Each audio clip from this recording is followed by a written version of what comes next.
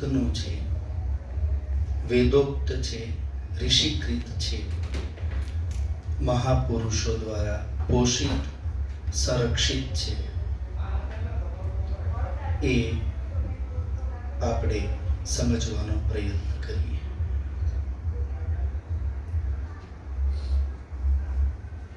આ સમજ વિવેકની વૃદ્ધિ,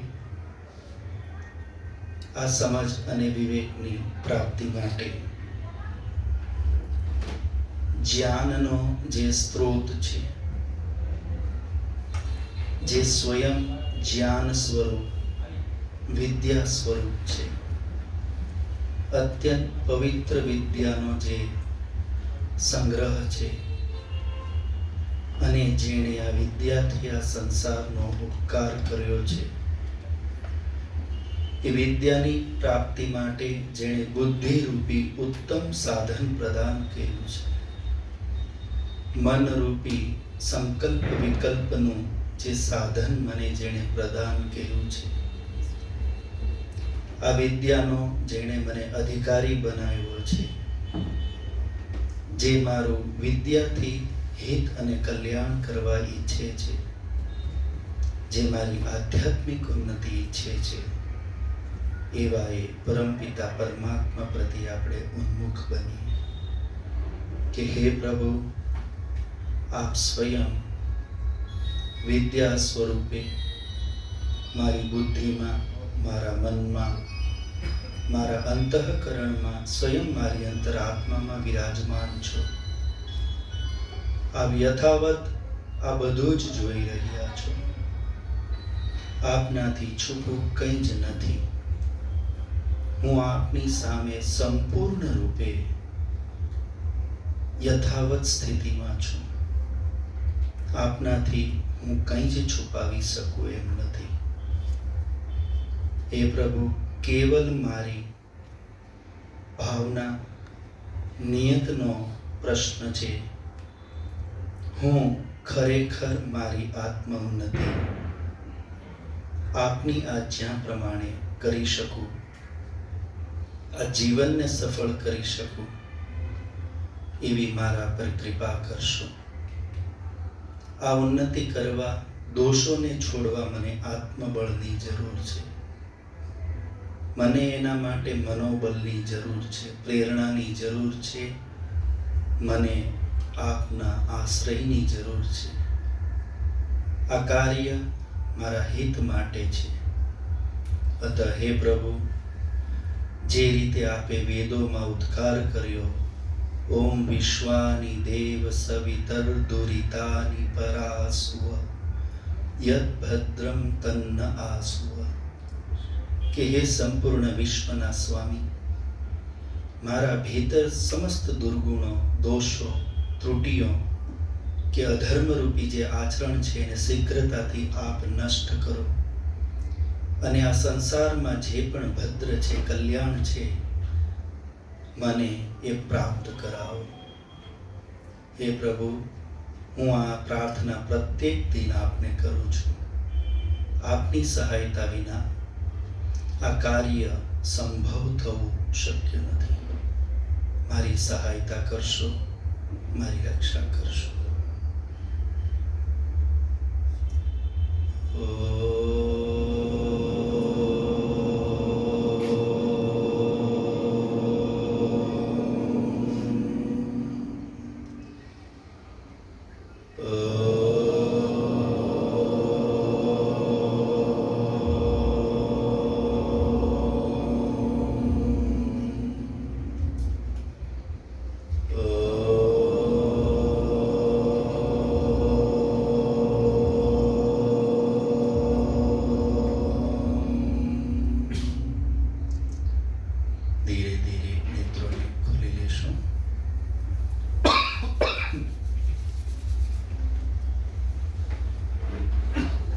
सरल क्रियात्मक योग शिविर एवं यज्ञ थेरापी प्रशिक्षण शिबिरना अंतिम सत्र में उपस्थित आर्य समाज भावनगर उपप्रधान श्री लवजीभाई जी, मंत्री श्री धर्मेंद्रभाई અન્ય પદાધિકારીગણ, આગંતુક અતિથિ મહાનુભાવ, ધર્મપ્રેમી સજ્જનો, માતાઓ, આપણે 2-3 દિવસથી આપણી વ્યવહારિક સ્તર ઉપર, શારીરિક સ્તર ઉપર અને માનસિક સ્તર ઉપર ઉન્નતિ કેવી રીતે થઈ શકે, એ ઉન્નતિ કરવામાં વેદ આપણને કેવી રીતે સહયોગી બની શકે, વેદના એ કયા સિદ્ધાંતો, આદર્શો છે કે જેને જીવનમાં અપનાવવાથી આ ત્રણેય સ્તર ઉપર આપણી ઉન્નતિ સંભવ છે, એ આપણે વિચાર કરવાનો પ્રયત્ન કરી રહ્યા છીએ. જે રીતે શારીરિક ઉન્નતિનું શાસ્ત્ર આયુર્વેદ આપણને વેદમાંથી મેળવ્યું, જેવી રીતે માનસિક ઉન્નતિ માટે યોગનું શાસ્ત્ર આપણને વેદોમાંથી મળ્યું, જે રીતે બાહ્ય ભૌતિક ઉન્નતિ માટે રસાયણ, ગણિત, ખગોળ આ બધી વિદ્યાઓ આપણને વેદમાંથી મળી, એ જ રીતે આત્મિક ઉન્નતિ માટે ધર્મ નામની વિદ્યા પણ વેદમાંથી જ આપણને મળી છે. આપણે અમુક અંશે આયુર્વેદનો, અમુક અંશે યોગનો, અમુક અંશે ભૌતિક વિદ્યાનો પ્રયોગ તો કરી જ રહ્યા છીએ, જે વેદોમાંથી જ આપણને પ્રાપ્ત છે. પણ જે ધર્મના નિયમો છે, જે ધર્મની વિદ્યા વેદમાં આપી છે, જે આત્મકલ્યાણ માટેની છે, આ બધી તો ભૌતિક ઉન્નતિ માટેની છે, અભ્યુદય માટેની છે.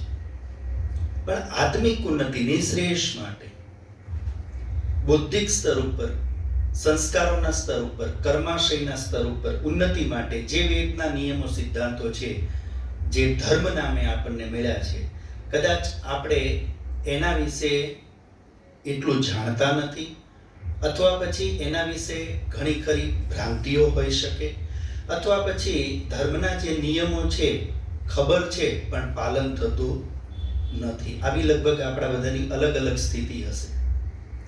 તો ધર્મના એ નિયમોનું જીવનમાં મહત્વ, અને એ નિયમો અનુસાર જો ન ચાલીએ, જેમ આયુર્વેદના નિયમ અનુસાર ન ચાલીએ તો રોગ આવે, એમ ધર્મના એ નિયમ અનુસાર ન ચાલીએ એટલે હાનિ પાકી, એમાં કોઈ ડાઉટ નહીં. જ્યાં જ્યાં ધર્મનો નિયમ તૂટશે, આત્મકલ્યાણનો નિયમ તૂટશે, ત્યાં ત્યાં આપણને હાનિ થશે, અને થઈ પણ રહી હોય. એક સામાન્ય વાતથી આપણે થોડું જીવનને સમજવાનો પ્રયત્ન કરીએ. માની લો આપણે કોઈ યાત્રા કરવાની છે, એક કિનારેથી બીજા કિનારે જવાનું છે, કોઈ સાગર પાર કરવાનો છે, અને 2 હોડી પડી છે, એક લાકડાની અને એક સોનાની. કઈ હોડીમાં બેસીને આપણે સમુદ્ર પાર કરવાનું પસંદ કરશું? કેમ સોનાની નહીં? નહીં, તરતી હોડી. લોઢાની નથી તરતી. હોડી બોલે, હોડી મતલબ જે તરે. લોઢાની હોડી, બોટ, નાવ, સીપ તરે છે કે નથી તરતું? સોનાનું સીપ, સોનાનું સીપમાં એ તો તરશે ને. હવે લવજીભાઈ કે છે એમાં ભાડું જાજુ હશે.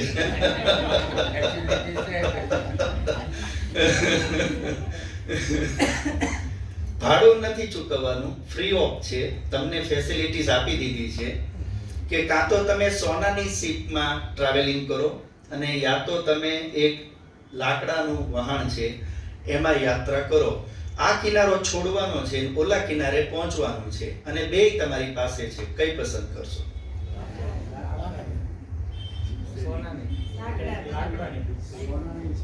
સોનાવાળા કેટલા? જરા હાથ ઊંચો કરજો તો. મરદ માણસ કહેવાય. લાકડાવાળા? અચ્છા, લાકડાવાળા જરા કહેશો સોનાની કેમ નહીં?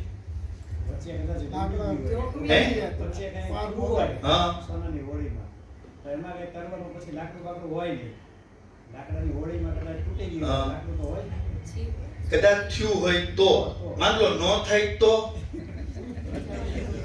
તો હવે કઈ હોડી બેસશો? હજી એમાં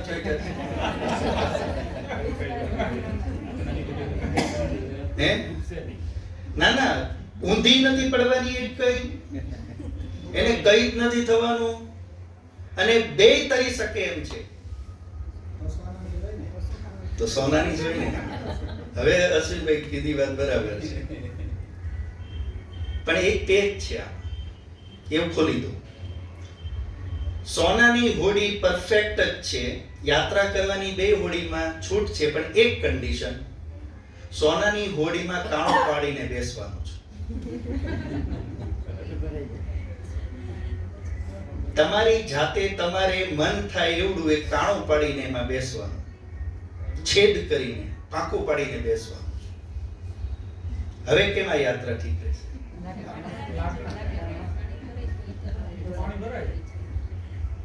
નહીતર પાણી ભરાઈ જશે. જે વસ્તુથી બચવાનું હતું એ જ વસ્તુ ભરાઈ જશે. જે વસ્તુથી બચવાનું હતું એ જ વસ્તુ અંદર ભરાઈ જશે. એમાં ડૂબી ન જઈએ, એનાથી જ બચવાનું હતું એ જ અંદર ભરાઈ જશે. આ જીવનની યાત્રામાં પણ આ બે જ હોડી છે, એક લાકડાની ને એક સોનાની. આપણને શું લાગે છે, આપણે સોનાની હોડીમાં જીવી રહ્યા છીએ લાકડાની? અત્યારે જે જીવન રૂપી યાત્રા ચાલી રહી છે આ સંસારમાં, શું લાગે છે, આ સોનાની નાવમાં આપણે ચાલી રહ્યા છીએ કે લાકડાની? કેટલા જણા માને છે કે સોનાની હોડીમાં અત્યારે યાત્રા ચાલી રહી છે અને લાકડાની હોડીમાં ચાલી રહ્યું કેટલાને લાગે છે? બાકી બધા ગૂંચવણમાં લાગે છે.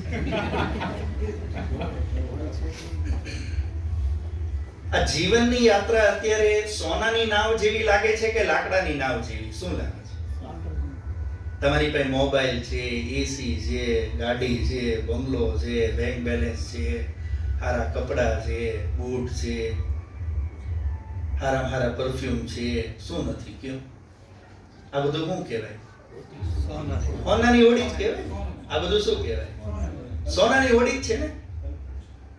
હવે આ કાંઈ નો હોય અને હાવ લુખાન જેમ હાલતું હોય ને, ખીચડી ખાઈ, તો એમ લાગે કે લાકડાની હોડીમાં. પણ ખરેખર જીવનની યાત્રા કેવી છે? સોનાની હોડીમાં ચાલી રહ્યું લાગે છે કે નથી લાગતું? પણ સોનાની હોડીમાં શું લાગે છે? આ યાત્રા, ઓલું મેં ઉદાહરણ આપ્યું, કાણા પાડેલા છે કે નથી પાડેલા? હે, કાણા પાડીને યાત્રા કરી રહ્યા છે કે કાણા પાડ્યા વગર? શું લાગે છે? કાણા પાડ. સોનાની હોડીમાં બેઠા છે તો પાક્કું છે, એમાં કોઈ ડાઉટ નથી. પણ ઈ સોનાની હોડીમાં કાણા પાડી, કેમ કે સીધું લક્ષણ હશે, ભલે લાકડાની હોડીમાં બેઠા હોય કદાચ, પણ કાણું ન હોય તો યાત્રા કરવામાં અનુભવ કેવો થઈ રહ્યો હશે? સારો. સોનાની હોડીમાં બેઠા છે પણ કાણું પડેલું હશે, અંદર શું હાલતું હશે? ચિંતા. અંદર શું હાલતું હશે? ચિંતા, ભય, તણાવ, ડર અને પ્લાનિંગ હાલતો છે. ડૂબવા માંડે પહેલા કોને નાખવાનો? કેમ કે મારે તો ટકવાનું. જેમ જેમ લોડ વધતો જશે ખાલી ઓછાઈ કરવા પડશે ને અંદર. એટલે પ્લાનિંગ ચાલતું હશે કે હવે આમાં કોને રાખવા કોને કાઢવા. તો એક લક્ષણ હશે એમાં. એ લક્ષણ શું હશે કે લાકડાની નાવની યાત્રામાં તમે બિલકુલ ભલે લાકડાની નાવ હશે, પણ કેવી હશે? ચિંતા વગરની યાત્રા હશે. કેવી હશે? ચિંતા વગરની હશે. અને સોનાની હોડીમાં યાત્રા કરતા હશો પણ કાણા પડેલા હશે, તો યાત્રા ચાલતી હશે તો એનું લક્ષણ શું હશે? એમાં શું હશે? આપણને ચિંતા. તો જરા જુઓ તો જીવન રૂપી યાત્રા કઈ હોડી ચાલી રહી છે? કયું લક્ષણ દેખાય છે? એના લક્ષણથી ખબર પડશે. જો આ જીવનને, આ બધી ભૌતિક સુખ સુવિધાઓ, સાધનો હોવા છતાંય ચિંતામાં છું, તણાવમાં છું, ભયભીત રહું છું, કે કોઈ પણ બીજી રીતે હું બાધિત રહું છું, માનસિક રીતે ખૂબ જ ક્યાંય હું ફસાયેલો રહું છું, તો એનો મતલબ શું થયો? ક્યાંક ને ક્યાંક કાણું પડી ગયું છે. ક્યાંક ને ક્યાંક આ જીવન રૂપી યાત્રામાં કાણું છે. એ એકે હોઈ શકે, અનેક પણ હોઈ શકે. જેટલા કાણા વધારે એટલું ટેન્શન વધારે. એક હોય તો શાંતિ નહીં રહે, એમ જેટલા વધારે હશે એટલું વધારે હશે. આ એનું લક્ષણ છે. તો આપણે એ વિચારવાનો જ પ્રયત્ન કરી રહ્યા હતા, જો જીવનમાં ક્યાંય પણ ચિંતા, તણાવ, ડિપ્રેશન, ટેન્શન, ભય, આ બધી વસ્તુઓ ચાલી રહી છે, તેનો મતલબ મારા જીવવાની જે શૈલી છે, આ બધું સુખ સુવિધા હોવા છતાં મારા જીવનનો જે રીત છે એમાં ક્યાંક તો કમી છે, કંઈક તો દોષ મારામાં છે, જેના કારણે મને આ શાંતિ નથી મળતી, મને આ ચિંતા વગરનું જીવન નથી મળતું. એ ક્યાંક તો મારાથી ભૂલ થઈ રહી છે. આ એનું પ્રમાણ. તો આપણે એ પ્રમાણે વિચાર કરી રહ્યા હતા કે એમાંના જે અમુક એવા દોષો કે જે આપણા જીવનને નુકસાન કરતા હોય છે, એમાંનું એક કાલે આપણે એક નેગેટિવિટી વિશે વિચારતા હતા કે નેગેટિવ દૃષ્ટિકોણ, નેગેટિવ એટીટ્યુડ, નકારાત્મક દૃષ્ટિકોણ, એ આપણા જીવનને ક્યારેય શાંતિથી રહેવા દે નહીં. એવું જ બીજી રીતે જોઈ જોઈએ. સામાન્ય રીતે આપણા સ્વભાવથી આપણને ખબર છે, ગુલાબનું ફૂલ છે એની સુગંધ આવતી હોય તો આપણને લેવી ગમે કે આગા જવું ગમે? લેવી ગમશે. સરસ મજાનું કોઈ ભોજન છે, સ્વાદિષ્ટ છે, તો એનો સ્વાદ લેવાનું મન થશે કે આગા જવાનું મન થશે? સ્વાદ લેવાનું મન થશે. મતલબ કોઈ દૃશ્ય સુંદર છે તો એને વધારે જોવાનું મન થશે કે દૂર જવાનું મન થશે? એનો મતલબ શું થયો કે જે વસ્તુમાં ગુણ હોય તો ગુણો પ્રત્યે આપણે શું થઈએ? આકર્ષિત થઈએ છીએ. જો ખબર પડી કે આ વસ્તુ સારી છે, ગુણવાન છે, ઉત્તમ છે, ક્વોલિટી વાળી છે, તો આપણને એના પ્રત્યે શું થશે? પ્રીતિ થશે, પ્રેમ થશે, પ્રેમ વધશે. ગુણો પ્રત્યે આકર્ષણ, આકર્ષણનો મતલબ જ પ્રેમ. એનો મતલબ એ વસ્તુ આપણને પ્રભાવિત કરી રહી છે અને પોઝિટિવલી આપણને પ્રભાવિત કરી રહી છે, એટલે આપણે એના તરફ શું થઈ રહ્યા છીએ? એટ્રેક્ટ થઈ રહ્યા છીએ. આપણને એના પ્રત્યે પ્રેમ ઉત્પન્ન થઈ રહ્યો છે. આ આપણો સ્વભાવ છે. આ શું છે? આપણો સ્વભાવ. ગુણો તરફ આકર્ષિત થવું. આનું ઊંધું કરી નાખો. કોઈ દુર્ગંધ આવતી હશે તો દૂર જવાનું મન થશે. કોઈ દૃશ્ય એવું હશે, લાઈટ પ્રકાશ એવો હશે કે કંઈક આમ આંખને ચૂપતું હશે કે આમ ન ગમે એવું દૃશ્ય આવશે તો દૂર ભાગવાનું મન થશે. એવું જ કાનનું, એવું કોઈ પણ ઇન્દ્રિયથી તમે જો, જેવો કોઈ દોષ દેખાશે તો આપણને એનાથી દૂર જવાનું મન થશે. ગુણ દેખાશે તો નજીક જવાનું મન થશે. આ તો થઈ એક સિદ્ધાંતની વાત. હવે એને આપણે આપણી રીતે જરા સમજવાનો પ્રયત્ન કરીએ. જો આ નિયમ હોય અને આ સિદ્ધાંત હોય તો આપણો અનુભવ શું કહે છે? આપણે ગુણવાનો પ્રતિ આકર્ષિત થઈએ છીએ, પ્રેમ વધે છે કે દ્વેષ, ઈર્ષા કે અહંકાર આવી જાય છે? આપણો અનુભવ શું કહે છે? વ્યવહાર આપણાથી વધારે કોઈ ગુણવાન હોય, સમર્થ હોય, કેપેબલ હોય, સાધન સંપન્ન હોય, પદમાં પ્રતિષ્ઠામાં કોઈ મોટું હોય, તો આ ગુણ કહેવાય કે ન કહેવાય? તો એવા ગુણવાન પ્રત્યે આકર્ષણ થાય છે કે ઈર્ષા થાય છે?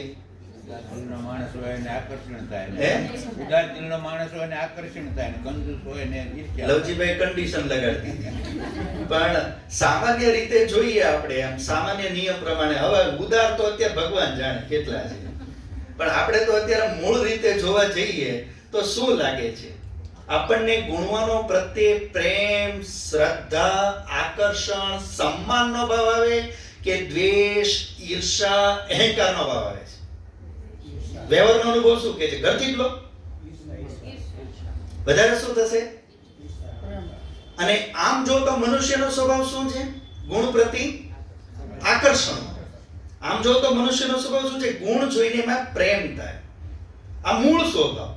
પણ વ્યવહારનો અનુભવ કંઈક એવું કહે છે કે આપણી આસપાસના વાતાવરણની અંદર કે જ્યાં આપણે સર્વાઈવ કરી રહ્યા છીએ, રહી રહ્યા છીએ, જીવી રહ્યા છીએ, ત્યાં આપણાથી વધારે કોઈ ગુણ આપણને બીજે જોવા મળી જાય. ધન હોય, પદ હોય, પ્રતિષ્ઠા હોય કે સ્વભાવ હોય, જે હોય, તો ન્યા શું અનુભવ કામ કરે? શું થાય છે? શું થાય છે? થાય છે. આવું થાય કઈ કે ન થાય? થોડું આમ અંદર બેચેની જેવું થાય કે ન થાય? આ ઊંધું કેમ થઈ ગયું?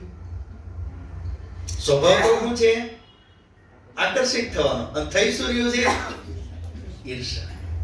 આવું કેમ થઈ ગયું? આપણા સ્વભાવથી વિપરીત કેવી રીતે? બે વસ્તુ કેવી રીતે હોઈ શકે?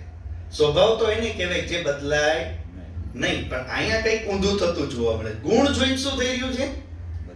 દ્વેષ. ગુણ જોઈને ઈર્ષા. આવું કેમ થઈ ગયું? ક્યારે વિચાર્યું છે કોઈ?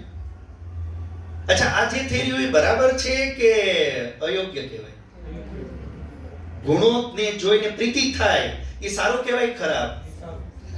અને ગુણોને જોઈને અપ્રીતિ થાય તો એ સારું કહેવાય કે ખરાબ? કેમ કે આપણું હિત ગુણોથી થશે કે દોષોથી? ગુણોથી થવાનું. અને છતાં ગુણ જોઈને હું થઈ રહ્યું છે? મને ઈર્ષા, અપ્રીતિ. થવું જોઈએ પ્રીતિ, પણ થઈ રહ્યું છે અપ્રીતિ. મને લાભ થાય કે નુકસાન?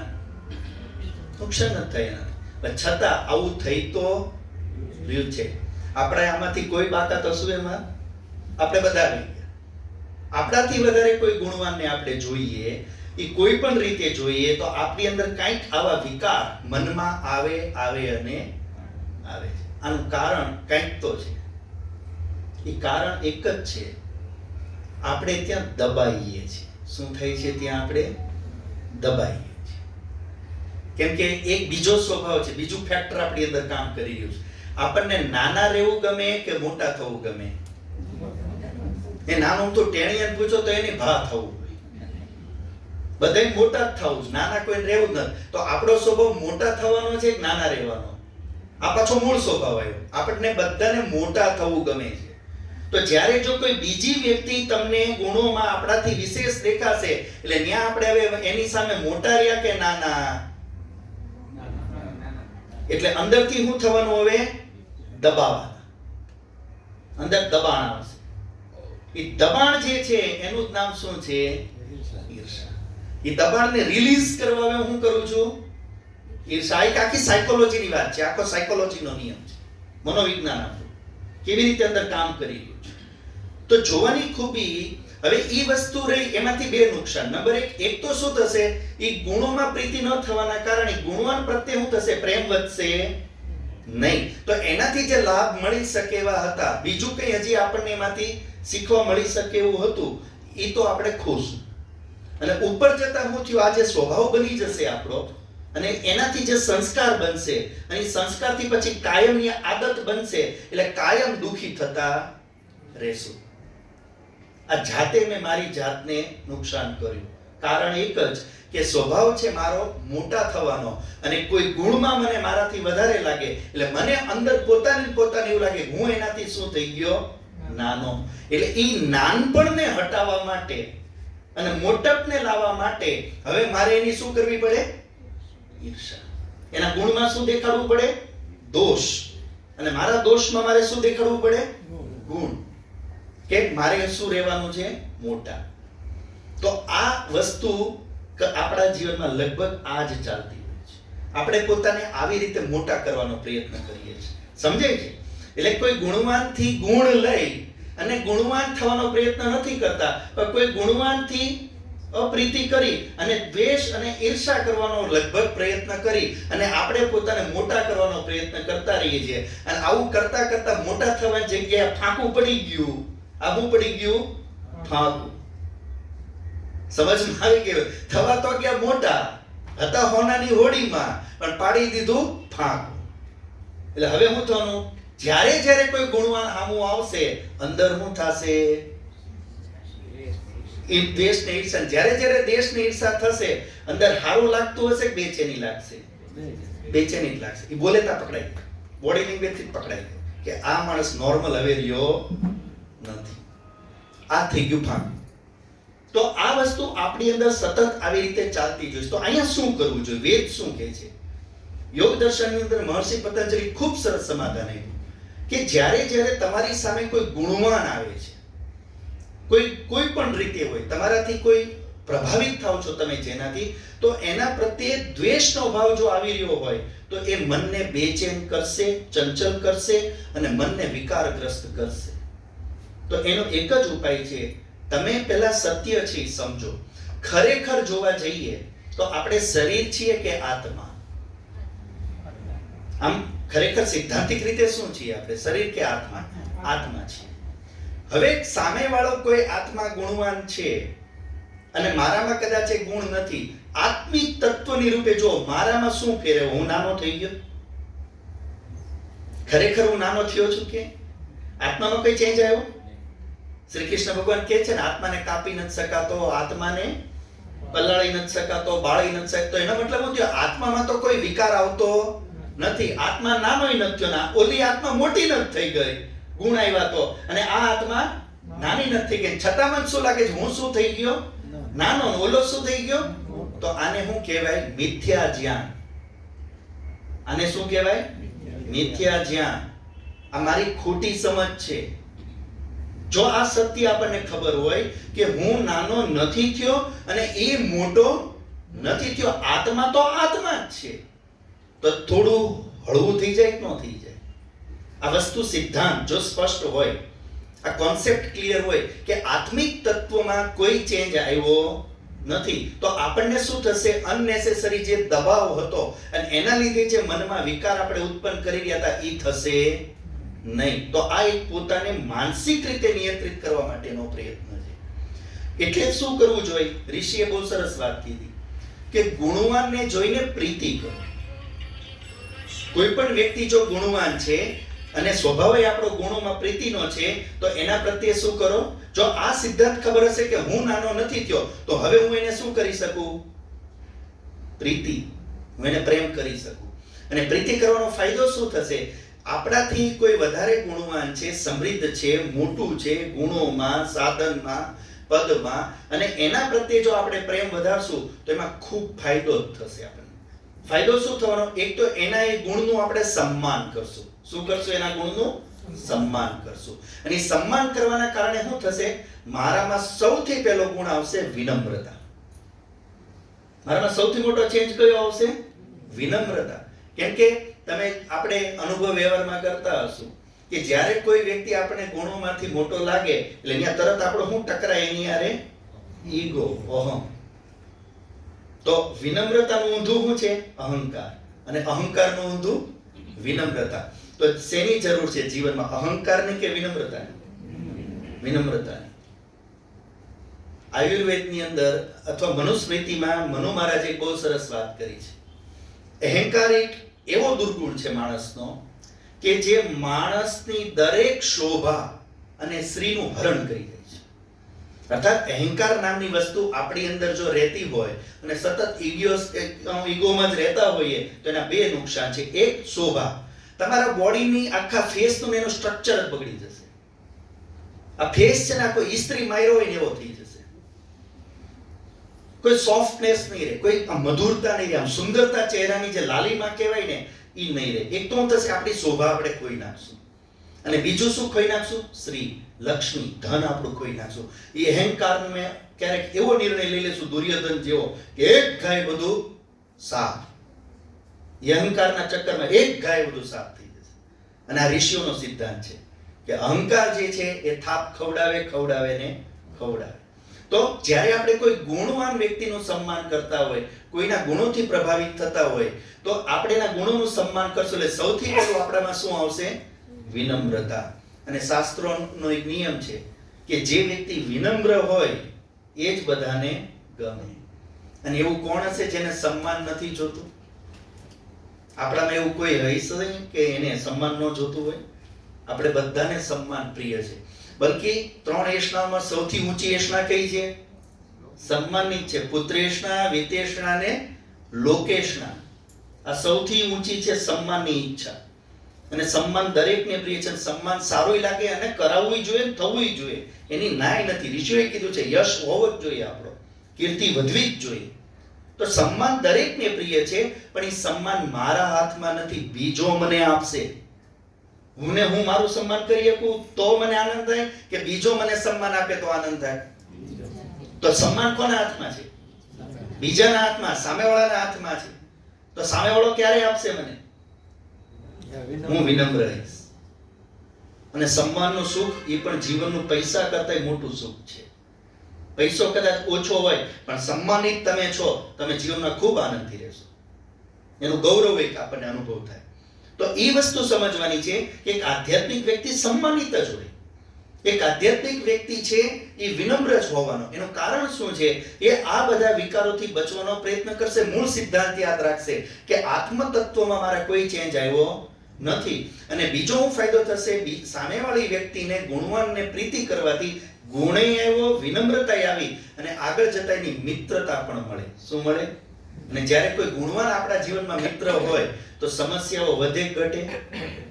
હળવી થઈ જવાની.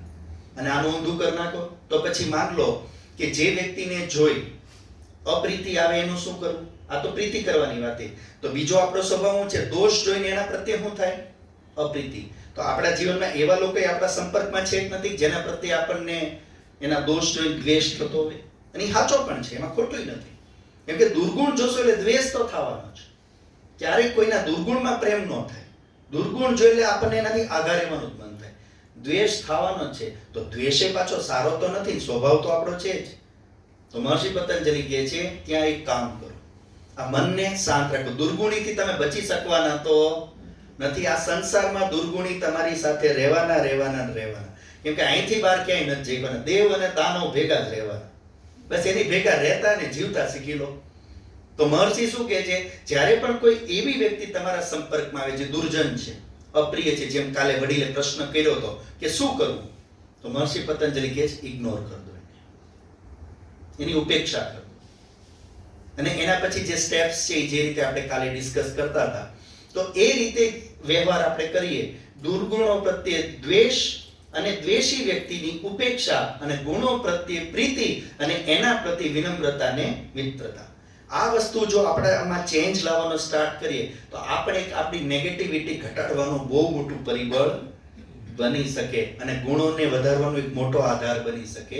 તો એક આધ્યાત્મિક વ્યક્તિ તરીકે મારે મારા અંદર આ વસ્તુ પણ જોતા રહેવી જોઈએ. મારા સ્વભાવમાં મને ગુણવાનો પ્રત્યે પ્રેમ વધારે થાય છે કે દ્વેષ થાય છે, અને દુર્ગુણી પ્રત્યે તો ક્યાંક મને પ્રીતિ ન થતી, ઊંધું થતું હોય. જો એવું થતું તો સમજવું જોઈએ કે મારામાં એ ગુણો વધારે છે એટલે મને દુર્ગુણી વ્યક્તિ પ્રત્યે પ્રેમ વધારે થાય છે. તો એ સ્વભાવ બદલવાની જરૂર છે. જો એ સ્વભાવ નહીં બદલાય, આ મન ક્યારેય શાંત થશે નહીં. એનાથી આગળ ચાલીએ તો બીજી વસ્તુ એક ઋષિઓ એમ કહે છે કે જીવનમાં એવી કોઈ વ્યક્તિ નહીં હોય જેના જીવનમાં દુર્ગુણ ન હોય. આપે કોઈ એવી વ્યક્તિ જોઈ છે જેના જીવનમાં દુર્ગુણ ન હોય? કોઈ જોઈ હશે એવી વ્યક્તિ કે જેના જીવનમાં કોઈ દુર્ગુણ જ નથી? મળશે એવી વ્યક્તિ?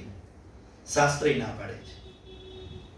આ સંસારમાં ધરતી પર આજે 7 અરબમાં એક પણ માણસ એવો નથી કે જેનામાં દુર્ગુણ ન હોય. એનો મતલબ શું થયો? દુર્ગુણ છે એટલે જ આપણે આ ભવમાં છીએ. દુર્ગુણ છે એટલે જ આ જન્મ મળ્યો છે. એને દૂર કરવા, ફિલ્ટર કરવા, એને શુદ્ધ કરવા. દુર્ગુણ ન રહે તો એનો તો થઈ જાય, એને રહેવાની જરૂર જ નથી. એને અહીંથી બહાર મોકલી દેવા પડે, પ્રમોશન કરી દેવું પડે. આ સંસાર કોનો છે? મિક્સ વાળા છે બધા. તો દુર્ગુણ વગરનો ધરતી ઉપર અત્યારે કોઈ માણસ નથી, પહેલાય નહોતો. જેટલા છે એ ત્યારે જ છે કે આપણામાં કંઈક ને કંઈક દુર્ગુણ બધામાં રહેલા તો છે, અને રહેવાનું બધાએ ભેગા જ છે. તો હવે શું કરવું? તો એક જ રસ્તો છે કે એ નિયમ અનુસાર કે આપણને પ્રેમ પ્રીતિ ગુણોમાં થઈ છે, તો વધારેમાં વધારે ગુણવાનોની સાથે રહીએ અને દુર્ગુણોથી અને દુર્ગુણીથી દૂર રહીએ. પણ એ કરતા કરતા એ પણ કરવાનું છે સ્વયંના દુર્ગુણોને દૂર કરીએ. અને એ તો આપણે બધા માનતા છું કે આપણે આપણા દુર્ગુણને દૂર તો કરવા જોઈએ, પણ થશે કેવી રીતે? થશે કેવી રીતે? આપણને ઘણી ખબર હશે કે મારામાં આ કુટેવ છે, મારામાં આ ખરાબી છે. ખબર છે કે નથી ખબર આપણને? કે મારાથી ક્રોધ કાબુ નથી રહેતો, મારાથી આ ઈર્ષા કાબુ નથી રહેતી, મને આમ થઈ જાય છે, હું વધારે ઉતાવળો થઈ જાઉં છું, મારાથી કડવું બોલાઈ જાય છે, મારાથી આક્ષેપ પેલા થઈ જાય છે, શંકા થઈ જાય છે. આપણને આપણી કુટેવો ખબર છે કે નથી? ખબર જ છે. આપણને ખબર છે કે આ મારી કુટેવ છે, પણ દૂર થતી નથી. તો આને દૂર કેવી રીતે કરવી? આપણાથી છે એ ખબર છે, દૂર થતી નથી, તો આને દૂર કેવી રીતે કરવી? તો એનો એક જ ઉપાય છે કે એ દુર્ગુણ જ્યાં સુધી કોઈ બીજી વ્યક્તિ મને ટોકશે નહીં અને મારા દુર્ગુણ વિશે બોલશે નહીં અને મારા દુર્ગુણ વિશે કહેશે નહીં, ત્યાં સુધી એ દુર્ગુણ ન છૂટે. ત્યાં સુધી ન છૂટે. કેમ કે જો છૂટવાનો હોત તો મેં એને છોડી દીધો. તમારા ઘરે કોઈ કામ એવું હોય કે નાનું મોટું તો પ્લમ્બરનું કામ તમે હાથે કરી લો, નાનો મોટો કલરનું કંઈક થાગડ થીગડ કરવાનું તમે કરી લો, મોટું કાપડું પડે તો તમારી કામ કોની પાસે કરાવવું પડે? બીજા પાસે કરાવવું પડે. એક લેવલ સુધી તો આપણે કરી લઈએ, પણ પછી આપણને ખબર છે કે કપડા ઉપર ડાઘો પડી ગયો. જો નાનો મોટો હોય તો તમે કાઢી નાખો, પણ હવે એવો ડાઘો છે કે તમારા નથી જો, તમે શું કરશો? બહાર આવશે. એ બહાર જ કરાવવું પડશે, એ બીજો જ કરશે. તો એ જ રીતે જીવનમાં અમુક દુર્ગુણ એવા હોય છે જે આપણે આપણા લેવલે સોલ્વ કરી લેતા હોય, પણ અમુક દુર્ગુણ એવા હોય આપણાથી દૂર નથી થતા. એનો એક જ રસ્તો છે, એ બીજો જો એ દુર્ગુણ વિશે આપણું બોલે આપણને રોકે, ટોકે, ધ્યાન કરાવે કે આપણા દુર્ગુણ વિશે ઈ કંઈ કે તો જ એ દુર્ગુણ દૂર થાય, નહીં તો ન થાય. આ સિવાય રસ્તો નથી દુર્ગુણ દૂર કરવાનો. આને કહેવાય શિક્ષા. આને શું કહેવાય? શિક્ષા. એટલે વૈદિક પદ્ધતિમાં આપણે શિક્ષા આપવાનો નિયમ હતો. એટલે શું થતું, જેવો કોઈનામાં દોષ કે દુર્ગુણ દેખાય એટલે તરત ઈ એને ટોકે. ટોકે એટલે તરત શું થાય, આપણને પહેલું જ શું આવે? લજ્જા. આપણને કોઈ જાહેરમાં ટોકે કે સમૂહમાં ટોકે કે પરિવારમાં ટોકે એટલે તરત આપણને શું આવશે? લજ્જા, શરમ. શરમ આવશે આપણને કે આણે મારા વિશે આવું કીધું. અને કહેનાર વ્યક્તિ ઓથેન્ટિક હોય પાછું, અને આપણને ખબર હોય કે ચાલુ છે જ તે, અને આપણને ખબર હોય કે આ છૂટતું નથી, અને આજે આણે બધા વચ્ચે કહી દીધું, મોઢે કહી દીધું કે મને કહી દીધું, સંભળાવી દીધું, તો અંદર હવે શું આવશે? લજ્જા, શરમ. અને લજ્જા એવી વસ્તુ છે કે ઈ હવે અંદરથી આપણને કૂણા પાડશે, અંદરથી આપણને ઢીલા કરશે. એટલે હવે શું થશે? એના પ્રત્યે આપણે એલર્ટ થશું. શું થશું? હવે આ રેડ લાઈટ થઈ ગઈ કે હવે આના ઉપર કાબુ રાખવો પડશે. જો હજી વધારે આમાં આપણે ઢીલા રહેશું તો કાલે હવે કોઈ બીજોય કહેશે, ત્રીજોય કહેશે, અને એ સ્થિતિ બનતી જશે તો અપમાનિત થતા જશું. જોતું તું તો માન, અને થવા માંડ્યું અપમાન. તો આમાં તો શું થઈ ગયું? સન્માનની જગ્યાએ લજ્જિત થવાના દિવસો આવ્યા. તો સ્વયંને લજ્જિત કર્યા વગર આપણો દુર્ગુણ દૂર ન થાય. એટલે આપણે હવે જોવાનું રહ્યું કે મારા જીવનમાં મારા દોષો વિશે, મારા દુર્ગુણો વિશે બીજા મને કહી શકે એવું કેટલુંક મેં સ્પેસ વાળું વાતાવરણ રાખ્યું છે. આ બહુ મોટી વસ્તુ છે. ચાહે મારા ઘરનો બાળક હોય, મારા ઘરનો કોઈ પણ ફેમિલી મેમ્બર હોય, કે મારું પોતાની વિશે હોય, મેં બીજાને કેટલો રાઇટ્સ આપ્યો છે. કમસે કમ મારા પોતાના હોય, જેને હું મારા સ્વજન માનતો હોય, હિતકારી માનતો હોય, જે મારા પોતાના હોય, એવા લોકોને મેં કેટલોક રાઇટ્સ આપ્યો છે કે ઈ મને એમ કહી શકે કે તમારામાં આ વસ્તુ ખરેખર નુકસાનકારક છે. આવું કેટલા લોકો જાણે છે? આપણે કેટલા લોકોને આપીએ છૂટ? છૂટ આપી શકીએ છીએ કે નથી આપી શકતા? પહેલો તો એક પ્રશ્ન, શું લાગે છે? આપણને પોતાને સુધારવા માટે, આપણા દુર્ગુણો વિશે બીજાને કોમેન્ટ કરવા માટે આપણે એને અવસર કયો, સ્પેસ કયો આપીએ છીએ કે નથી આપતા? નથી આપી રહ્યા એનો મતલબ શું થશે? હવે એનો મતલબ શું થયો? આ દોષ આપણામાં ક્યારેય છૂટવાનો નથી. નાના છોકરાને કોઈક બીજું આવીને કહી જાય કે તમારા છોકરાને સમજાવો, આનો આવી જેમ તેમ બોલે છે, આમ તેમ કરે છે, વસ્તુ ઉપાડી જાય છે, તો આપણે એની વાત સાંભળી અને ઓલા છોકરાને બોલાવી અને એને લજ્જિત કે દંડિત કરવાનો પ્રયત્ન કરીએ કે છોકરાની સામેવાળા બે સંભળાય. આ છોકરાને આપણે મોટિવેટ કર્યો કે ન કર્યો? સુધાર્યો કે મોટિવેટ કર્યો? મતલબ દુર્ગુણો તરફ એને લઈ ગયા. આપણે એને ચાન્સ હતો કે ઉલટાનો આપણે એનો આભાર માનવો જોઈતો હતો. હમણાં કોઈક વસ્તુ ખોઈને આવ્યો હોત અને બીજા આવીને આપી ગયા હોત તો તમે શું કહો? તો એનો શું માનો તમે? આભાર. કેમ? કેમ કે તમારી વસ્તુ તમારી પાસે પાછી આવી ગઈ. તો હવે કોઈ દોષ કે દુર્ગુણ વિશે આવીને કહી ગયું છે અને આપણને દુર્ગુણથી બચાવવાનો ચાન્સ છે, તો ત્યાં આપણે શું કરીએ છીએ? સામું આપણે ઉલટાનો ગુસ્સો કરીએ છીએ. એ સ્વીકારી શકતા નથી કે ઈ આવીને હેના કહી જાય. ઈ કોણ? એના રોટલા થોડા ખાધા છે? આ બધું નીકળવા માંડે ને અંદરથી.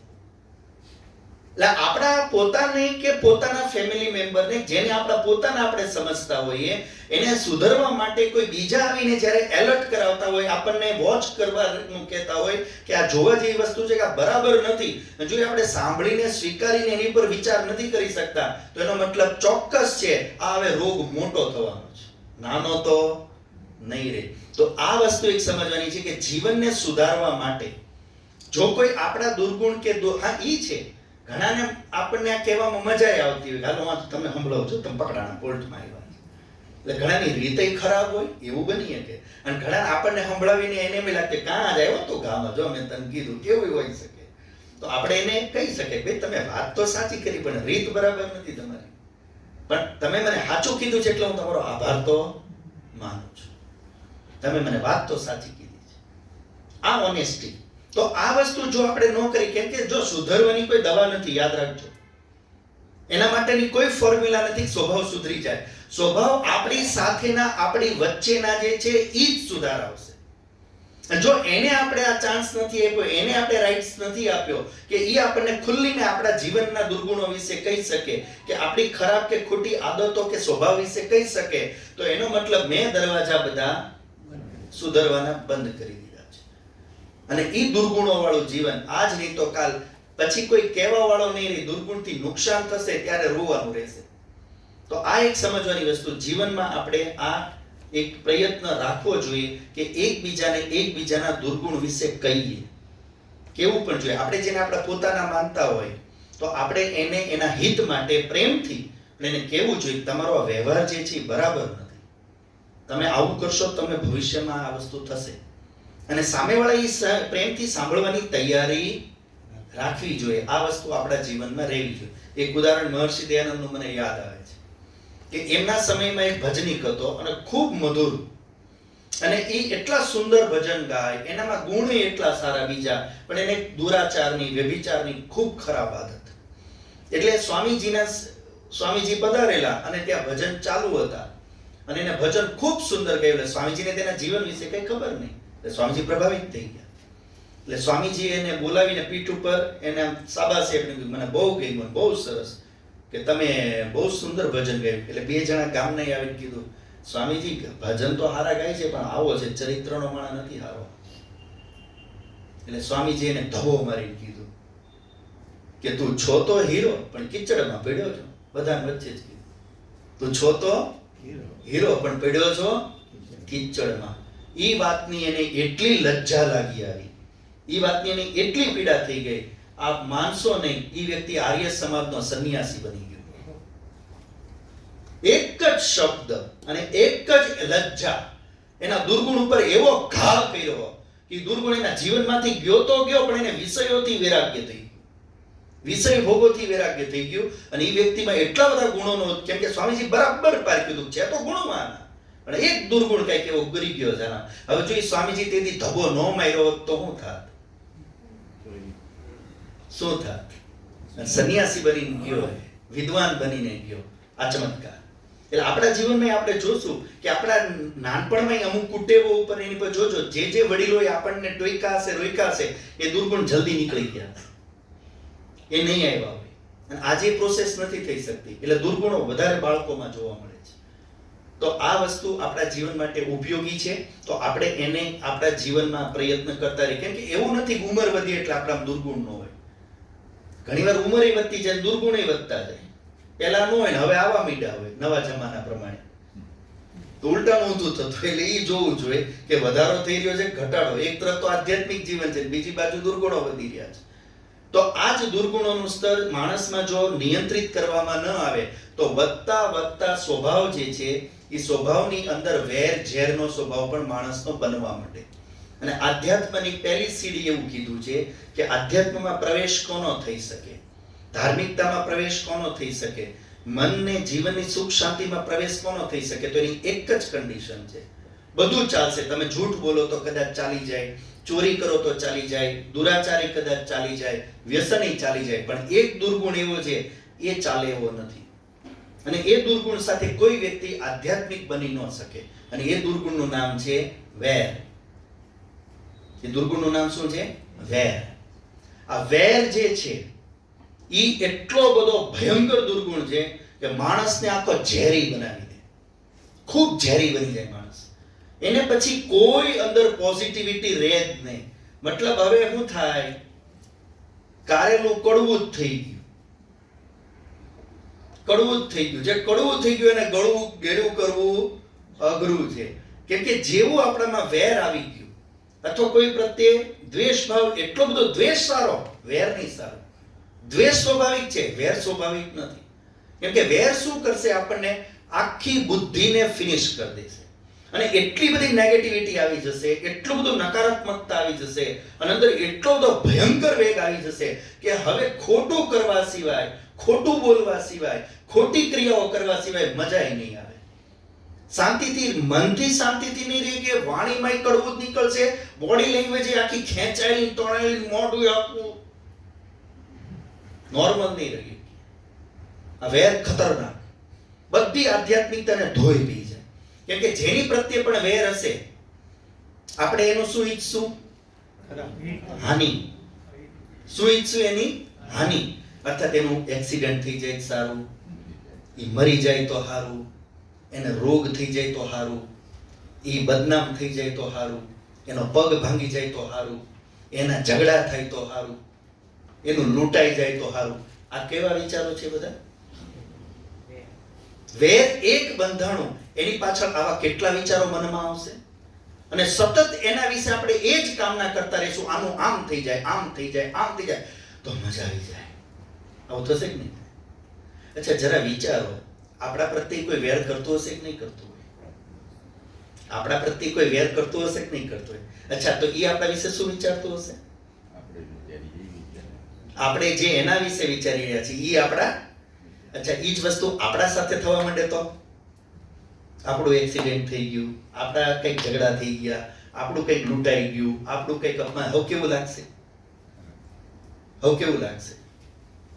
જે વસ્તુ બીજા માટે વિચારી રહ્યો છું અને હું રાહ જોઈ રહ્યો છું કે આવું ક્યારે થાય, અને આવું થાય તો મને મજા આવે, અને એમાં જ મન લાગેલું છે, અને એ વસ્તુમાં હું ઈ ભૂલી જાઉં છું કે આ બધું મારી સાથે થઈ શકે કે ન થઈ શકે. અને મારી સાથે આવવાનું કાંઈ પણ થયું તેથી મારી શું તૈયારી છે? આ વિચાર કરો. એ વિચાર જ ન હોય, આનંદમાં જ પીડ્યા હોય, રાહ જોઈને જ પીડ્યા હોય, એ સતત એ જ ચિંતા. આ ખૂબ ખરાબ વસ્તુ કહેવાય. એટલે ઈશ્વર એમ કહે છે આ સૃષ્ટિ મારી છે, આ સૃષ્ટિ અંદર તમે બધી મારી સંતાનો છો, અને તમને બધાને તમે તમારી રીતે રાઇટ્સ આપ્યા છે, અધિકાર આપ્યા છે. તમે તમારી રીતે જીવો, પ્રયત્ન કરો, સામ દામ દંડ બધું કરો, પણ એક વસ્તુ ન કરો. શું ન કરો? વેર ન કરો. વેર ન, યુદ્ધ પણ કરો પણ વેર ન કરો. એટલે કૌરવ અને પાંડવોનું યુદ્ધ થતું તો એ સાંજે બધા શું કરતા? ભેગા મળી બેસતા. સાંજે હવન ભેગો કરતા, સંધ્યા કરતા, નમસ્તે કરતા, યુદ્ધની જગ્યાએ યુદ્ધ કરતા, અને પાછા ભેગા થઈને બેસતા. તો જે જરૂર છે એ કરો, પણ વેર ન કરો. કેમ કે વેર બાંધી લીધું એટલે આધ્યાત્મિકતા ખતમ. હવે એ તમને પોઝિટિવ નહીં બનવા દે. હવે બધું જ તે શું થશે? પશુવત જીવન ચાલશે આપણું. તો એ આપણે જોવાનું છે કે એક આધ્યાત્મિક વ્યક્તિ તરીકે મારામાં ભલે બીજા કોઈ પણ દુર્ગુણ દોષ હોઈ શકે, પણ કમસે કમ આ દુર્ગુણ ન આવવું જોઈએ. અને જો ક્યાંય પણ મને એવું પ્રતીત થતું હોય તો મારે એના વિશે આત્મચિંતન કરવું જોઈએ કે આ વસ્તુ મારે ખરેખર પાળવા જેવી છે કે છોડવા જેવી છે. આ વસ્તુ ન થાય એટલે અમારા ગુરુજી અમને 3 શબ્દ કહેતા. 2 વસ્તુ ખૂબ સરસ વાક્ય અમને કહે. એક તો વ્યવહારમાં ક્યાંય પણ આવી ઊંચ નીચ થાય તો કે 3 શબ્દ યાદ રાખો. કોઈ બાત નહીં. શું કહેવાનું? કોઈ બાત નહીં. ચતુ કરો, મતલબ ઉપેક્ષા કરો. કોઈ બાત નહીં. અને જો એનાથી વધારે થયું અને કોઈએ તમારી હાનિ કરી, તમારી સાથે કોઈ બીજી રીતે ડેમેજ કર્યા, આ કર્યું તે કર્યું, તો હવે તમે આપણને એના પ્રત્યે શું થવાનું? શું થવાનું? વેર. આપણને કોઈ ડેમેજ કરેલ, હવે શું થવાનું આપણને એના પ્રત્યે? વેર. એ વેર ન થાય એટલે બીજા 3 શબ્દ અમને શીખવાડતા કે બીજા 3 શબ્દ યાદ રાખો. એ વેર કરવાની જગ્યાએ શું કરો? એ 3 શબ્દ મગજમાં ફિટ કરી દો. ઈશ્વર ન્યાય કરેગા. ઈશ્વર ન્યાય કરેગા. એટલે વેર બાંધવાની જરૂર નથી. મેં વેર બાંધ્યું એનો મતલબ શું છે? મને ઈશ્વર ઉપર વિશ્વાસ નથી, એટલે હું એમ ઈચ્છું છું કે તારો વિનાશ થઈ જાય, તારી હાનિ થઈ જાય. પણ જો ઈશ્વર ઉપર મને વિશ્વાસ હોય તો મારે વેર કરવાની જરૂર નથી. કેમ કે એના માટે પરફેક્ટ હું વધારે જાણું છું કે ઈશ્વર. તો એના માટે સારામાં સારું શું હોઈ શકે? એ મેં એક લેવલ સુધી ફાઇટ આપી અને છતાંય જો નથી થયું તો વેર ન બાંધીએ, પણ છેલ્લે ક્યાં છોડી દઈએ? ઈશ્વર ન્યાય કરેગા. એટલે જોજો, ધાર્મિક માણસ કોમ્પ્રોમાઇઝ જાજો કરીએ, સેટલમેન્ટ જાજુ કરીએ. કે કેમ? એને ખબર છે કે અત્યારે આમાં શું થવાનું છે. આ ઓવર મેડન ભલે ગઈ પણ એવોર્ડ ન્યાથી આવે. ઓવર ભલે મેડન ગઈ પણ આપણો એવોર્ડ તો ન્યાથી આવવાનો છે. તો લાઈફમાં ઘણીવાર મેડન ઓવર જઈ શકે, તો આ સમજવાનું છે કે ઈ જો ભાવ ઈશ્વરનો અંદર રહેશે તો મનથી આપણે આ વેર નહીં બંધાય, અને વેર નહીં બંધાય તો શાંતિથી આપણે જીવી શકશું, ખાઈ પી શકશું, અને ઈશ્વરે જે આપ્યું છે એનો આનંદ લઈ શકશું. નહીતર શું થશે? છે એનો આનંદ નહીં લઈ શકીએ. આ સૌથી મોટી સમસ્યા. પ્રભુએ જે આપ્યું છે એને પણ આપણે ભોગવી શકશું નહીં. તો આ દોષથી બચી જે છે એનો ભરપૂર આનંદ લેવો હોય તો ઈશ્વરને પણ આપણે સ્વીકાર કરીએ કે છેલ્લે ઈશ્વર જે છે યથાવત કરી જ દેવાનો છે. મેં પ્રયત્ન કર્યો, થયું ન થયું, પ્રભુ જે કરશે મારા માટે સારું કરશે. આ સિદ્ધાંત આપણા જીવનમાં રહેવો જોઈએ. એના પછી આગળના ઓલામાં જોવા જઈએ તો સામાન્ય રીતે શું થતું હોય છે કે આપણા જીવનની અંદર ઘણી બધી એવી વસ્તુઓ છે કે આપણે ધારીએ તો બદલી પણ શકીએ. અઘરી કોઈ વસ્તુ એવી હોતી નથી, પણ થાય છે શું? સાચું ખબર હોવા છતાં ઘણી વસ્તુ આપણને બધી જ નિયમો ખબર હોવા છતાં, લગભગ આ બધી વસ્તુઓ અને નિયમો આપણને ખબર જ છે, પણ છતાં આપણે એના અનુસાર કરી નથી શકતા. એનું મૂળ કારણ 4 છે. સત્ય ખબર છે પણ છતાં હું આચરણ કરી શકતો નથી. આવું થાય કે નથી થતું? આપણને ઘણીવાર બધું ખબર હોય, સાચું હું છે ને ખોટું, પણ તોય તે હું કરી શકતો નથી. એના 4 કારણ છે. એનું પહેલું કારણ છે હઠ. એનું પહેલું કારણ શું છે? હઠ. હઠનો મતલબ કોની યાર? બીજાને નહીં, પોતાની સાથે જ. પોતાની સાથે જ. હઠ કોને કહેવાય? હઠનો અર્થ શું થાય? આપણે ઘણીવાર કહીએ છીએ કે આ બહુ હઠી છે. એ તો એનો પર્યાયવાચી શબ્દ થયો, પણ હઠ એટલે શું? એની વ્યાખ્યા શું થશે? હઠ કોને કહેવાય? પકડી રાખવું. પકડી રાખવું. બહુ સરસ. આ બરાબર. પકડી રાખવું. હવે પકડવાનું બે રીતે હોય. એક તો સમજપૂર્વક અને એક છે ગેરસમજથી. સમજપૂર્વકનું પકડેલું તો ભલું કરી શકે, પણ ગેરસમજથી પકડ્યું હોય તો હઠનો અર્થ કેવો થાય? સમજપૂર્વકનું પકડેલું, ગેરસમજપૂર્વકનું પકડેલું. હઠ સારા શબ્દ ઓલામાં છે કે ખરાબ ઓલામાં છે? ખરાબ ઓલામાં. તો એનો મતલબ પકડેલું, પણ કેવું પકડેલું? નથી પકડવાનું એ પકડેલું. અર્થાત ખબર છે કે આ સાચું છે ને આ ખોટું છે, આ ન કરાય આ કરાય, અને છતાંય મારે એ કરવું નથી. આને શું કહેવાય? હઠ. એવો જ બીજો જે એક દોષ છે આપણી અંદર રહેતો હોય છે કે જે આપણને જીવનમાં પરિવર્તન નથી લાવવા દેતો, ખબર હોવા છતાં, એ છે દુરાગ્રહ. બીજો શબ્દ કયો છે?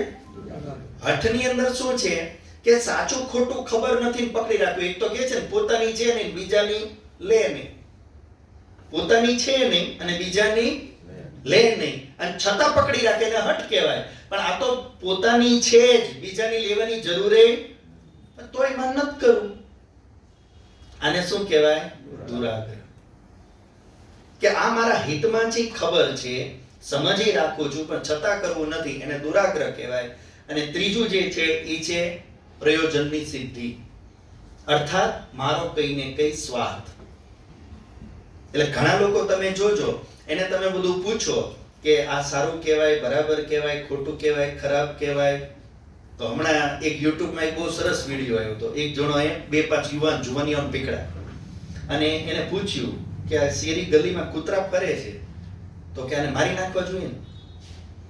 એ લોકોને ખબર નહીં કે આ કઈ ઓલી તૈયાર કરવા માંગે છે, ડોક્યુમેન્ટરી. એટલે ઓલા ભાઈ કે હું કામ મારવા જોઈએ કૂતરા નહીં? કે શું કામ મારવા જોઈએ? નોચ મરાય ને. કે બીજાને પૂછ્યું, હે ભાઈ આ બધા કૂતરાઓ જો આમ નામ રખડે છે, આમ જો ક્યારેક બટકું ભલે ભોંકે, અને માર નાખવા જોઈએ? તાકે એમ થોડા મરાય નહીં. કે આપણને જેમ જીવનનો હક મળ્યો છે એને મળ્યો છે, ભલે જીવતા. 3-5-7 જણાને પૂછ્યું, બધામાંથી એક જ જણે જેમ કીધું ગાયને પકડી લઈ જવા જોઈએ, ગાતે કે મારી નાખવા જોઈએ. બાકીના બધાએ શું કીધું? કૂતરાને મારવા જોઈએ નહીં. કદાચ આપને પૂછી લો, હમણાં ધોકે ધોકે કૂતરું જોઈ જાવ મંડું મારવા, તમને ગમશે કે નહીં ગમે? એનો મતલબ એમ થયો આપણે બધા લગભગ મેન્ટાલિટીના છીએ કે કૂતરાને મારવું જોઈએ નહીં. હવે ઈના ઈ જ લોકોને પાછું પૂછ્યું, અચ્છા મુર્ગી મારવી જોઈએ કે નહીં? સમજો? મુર્ગી મારવી જોઈએ કે નહીં? હવે માથું મીડા ખંજળવા, કેમ કે આ બધા નોનવેજ વાળા. બીજાને પૂછ્યું, ત્રીજાને પૂછ્યું, મુર્ગી મારવી જોઈએ કે નહીં? એ તો કે ના ના ના, એ તો કઈ બોલી જ નહીં. શું બોલશે? અરે ભાઈ જો કૂતરું ન મારીએ કે તો મુર્ગી ન મારીએ, કે મુર્ગી મારીએ કે તો કૂતરું મારીએ. પણ કૂતરું નહીં મારવાનું, ન્યા ધર્મ. મુર્ગી તો મારી શકાય. હવે આ કેવી વસ્તુ થઈ? મતલબ સમજ તો તમને છે, સમજ તો તમને છે કે આને મરાય નહીં, પણ આયા સ્વાર્થ છે. શું છે? સ્વાદનો સ્વાર્થ, પૌષ્ટિકતાનો સ્વાદ, આપણું પ્રયોજન. એટલે ઘણીવાર માણસને શું થાય, સાચું ખબર જ છે કે શું કરાય શું ન કરાય, પણ સ્વાર્થ પ્રયોજનની સિદ્ધિ માટે થઈ ખબર હોવા છતાંય શું કરશે? ઊંધું. અને ચોથું કારણ શું છે? અજ્ઞાનતા. મને ખબર જ નથી. અચ્છા, ફ્રૂટ સલાડ પીવાય કે ન પીવાય? ફ્રૂટ સલાડ પીવાય કે ન પીવાય? પીવાય. પીએ છે કે નથી પીતા? મહેમાનને પ્રેમથી પીવડાવીએ કે નહીં? 3 વાટકા ટપકારી કે નહીં? લ્યો ને ભાઈ, સારું બન્યું છે. પણ હવે આપણને ખબર જ નથી કે ફ્રૂટ સલાડ શરીર માટે કેટલું નુકસાનકારક છે. આનો આપણને અંદાજ જ નથી. કેમ કે કોઈ ફ્રૂટનો દૂધ સાથે મેળ નથી, એ વિરુદ્ધ આહાર છે. કેળાનો નહીં, ચીકુનો નહીં, એમાં તો દાળ અને દ્રાક્ષ ઝીકીએ લીલી. હવે એનો દૂધ હારે કોઈ મેળ નથી, વિરુદ્ધ આહાર છે, પણ છતાં ખાઈએ છીએ અને ખવડાવીએ છીએ. કયા કારણે? અજ્ઞાનતા. ખબર જ નથી, ખબર જ નથી. તો ઘણીવાર શું થાય, કોઈ માણસ કોઈ વસ્તુ જો કરવી જોઈએ એનાથી ઊંધી કરી રહ્યો હોય તો એના 4 જ કારણ છે. કાં તો હઠના કારણે કરતો હશે, કાં તો દુરાગ્રહના કારણે કરતો હશે, કાં તો સ્વાર્થના કારણે કરતો હશે, અને કાં તો અજ્ઞાનતાના કારણે. જો આ 4 વસ્તુનો હોય તો કોઈ કરે નહીં. એટલે અંતિમ વસ્તુ, સમય કેમ કે આપણો હવે સમાપ્તિ તરફ છે, 1-2 બીજી ચર્ચાઓ પણ છે.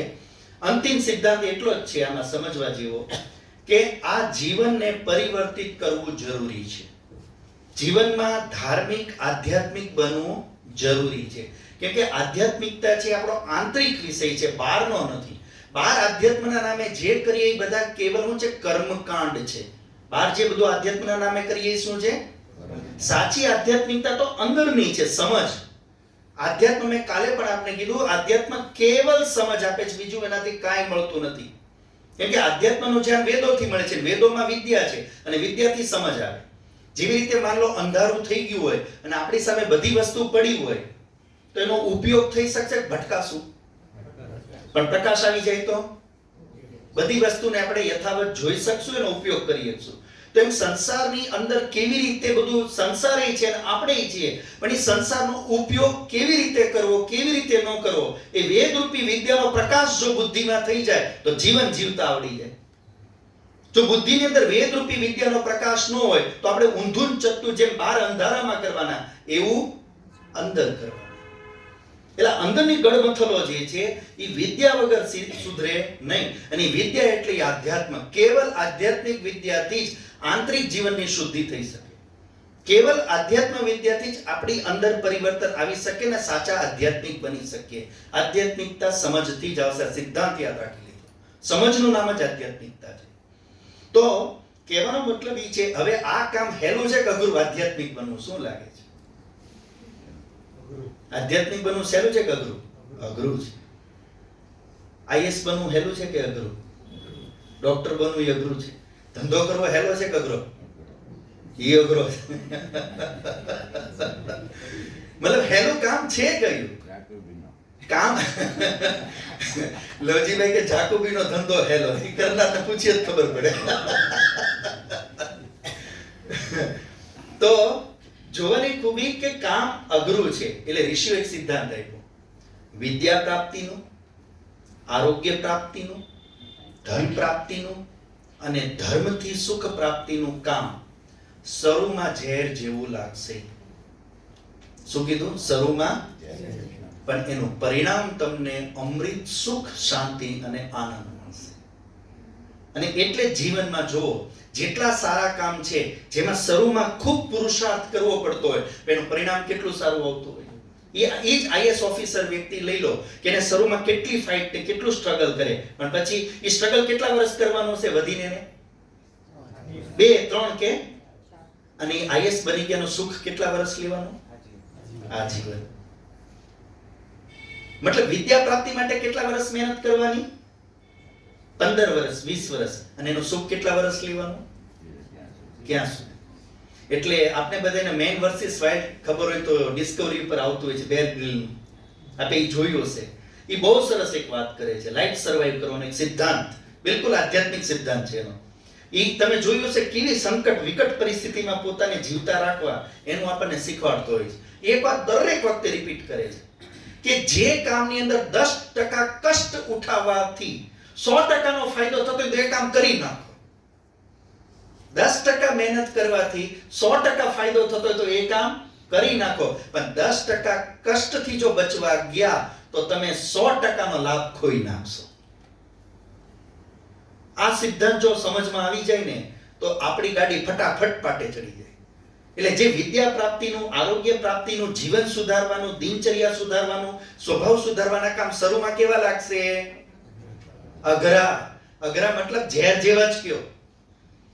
અઘરા એટલે કેવા લાગશે? ઝેર જેવા. કેમ કે એમાં કષ્ટ થશે, પીડા થશે, દુઃખ થશે અને ગમશે નહીં, બેચેની થશે. પણ છતાંય તે 10% કષ્ટને ઉઠાવી લો. કેમ કે જોઈ સ્વભાવ બદલાઈ ગયો તો આગળ જતા હવે શું છે? સુખ જ સુખ છે. એટલે આ ઋષિઓનો ને ખાસ કરીને આ સિદ્ધાંત શ્રી કૃષ્ણ મહારાજે આપેલો છે. કેમ કે એ બિચારાનું જીવન આખું કષ્ટોમાં જ ગયું છે. એટલે જ્યારે એમને એક જણે પૂછ્યું હતું કે આ કેવી રીતે કરી લો છો, તો એમણે એ જ કીધું હતું, હું પરિણામમાં અમૃત જોઈને આ કામ કરું છું. કાલે આ પ્રશ્ન મેં મૂક્યો હતો ને આપની સામે કે રામચંદ્રજી કે શ્રી કૃષ્ણચંદ્રજી કે આ બધાએ આવું કેમ કર્યું? તો એનો ઉત્તર આ હતો કે એ લોકોએ એ જોયું કે અત્યારે 10% કષ્ટ ભલે હોય પણ અમને એ ખબર છે પરિણામ આનું શું આવવાનું છે? અમૃત આવવાનું છે. તો જીવનની અંદર પણ આપણે શરૂઆતમાં કોઈ 10% કષ્ટના કામ હોય અને સ્વભાવ સુધારવાનું કામ અઘરામાં અઘરું કામ છે, પણ એ 10% જ કષ્ટ વાળું છે, 90% બીજો આપણને એમાં ફાયદો જ ફાયદો છે. જો આ સિદ્ધાંત મગજમાં સ્પષ્ટ રહે અને આપણને આ વિદ્યા હોય અને સ્વભાવનું આત્મનિરીક્ષણ કરતા હોય તો આપણે આપણા જીવનમાં ઘણું બધું પરિવર્તન લાવી અને જીવનમાં ઘણી સુવિધાજનક, ખૂબ શાંતિથી અને ખૂબ સરસ રીતે આપણે જીવી શકીએ એમ છીએ. તો આ થોડો ઘણો સમય અનુસાર આપણે વિચાર કરવાનો પ્રયત્ન કર્યો. આપમાંથી કોઈને કોઈ પ્રશ્ન હોય તો પૂછી શકો છો. જે કંઈ આ 2-3 દિવસ આપણે ચર્ચા થઈ. સમજી, આપણું મન સંચળ છે, બરાબર? મન છે એ સંચળ છે. જી. હું શરીર નથી, હું મન નથી, હું આત્મા છું. પણ આ મન છે એ ભટક્યા થતું હોય. જી.